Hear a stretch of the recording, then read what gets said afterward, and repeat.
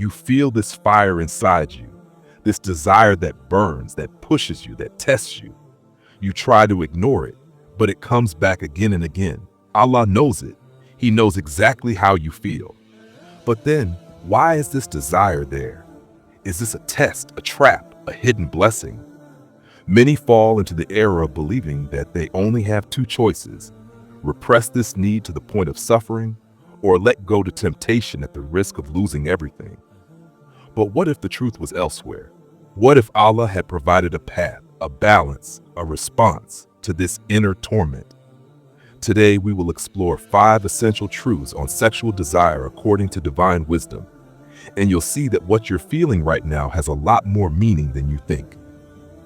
Circle 1. Sexual desire is not a sin, but imagine if a man walking alone in the desert. He is thirsty, his body demands water.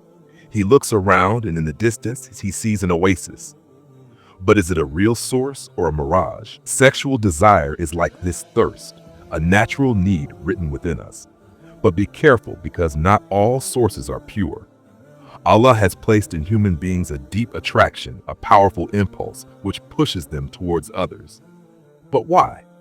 Why didn't He create us without this desire? Why this feeling, sometimes so strong that it disturbs the mind, diverts thoughts, and makes the heart tremble?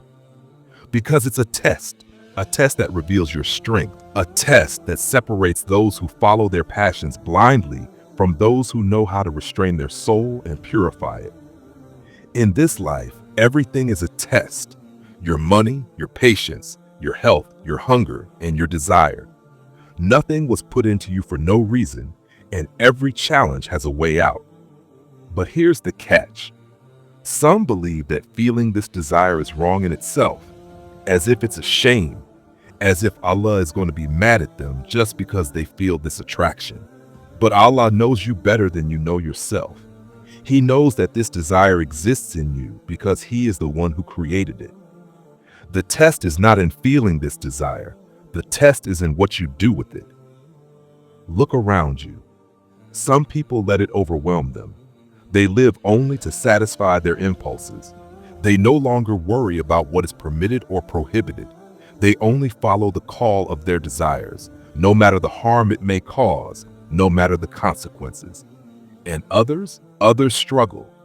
They feel this attraction building within them, but they remember that this world is only a passage.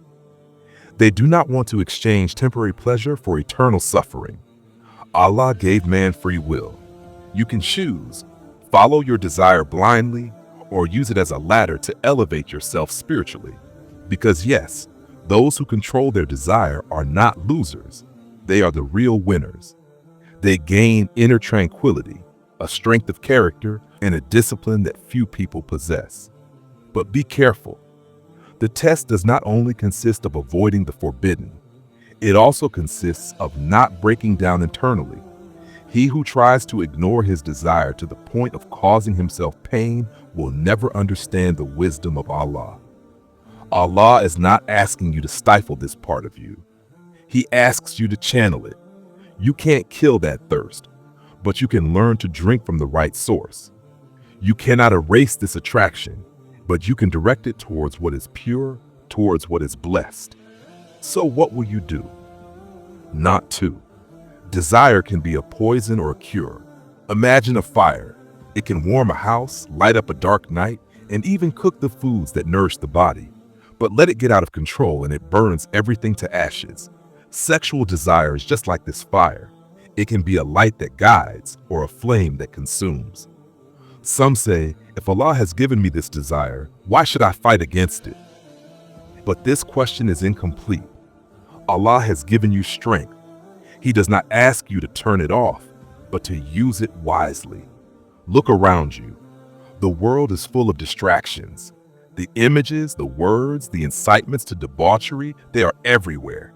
Everything is designed to stoke that fire within you. Some people let themselves be burned. They feed this desire with what they see, what they listen to, what they search for. Then they complain of being consumed from within. But others understand that this desire is an energy that can lead them to fall into destruction or to build something great. Uncontrolled desire destroys. It breaks up marriages. It steals inner peace. It leads to obsession.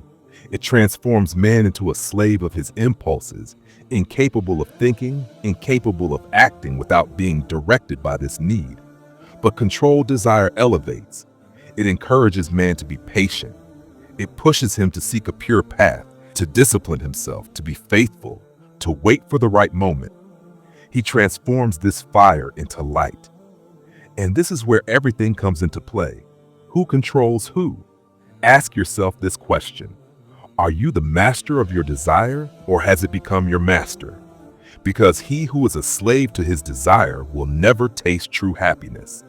He will spend his life pursuing it again and again without ever being satisfied. But those who know how to channel it will discover an inner peace that few people know. Desire can be a poison or a cure.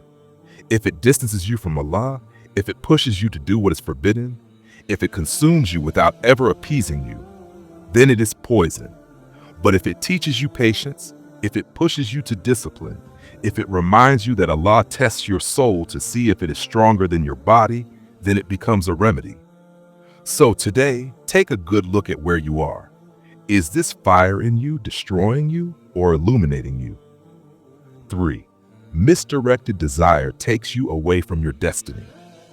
Imagine a man on the open sea.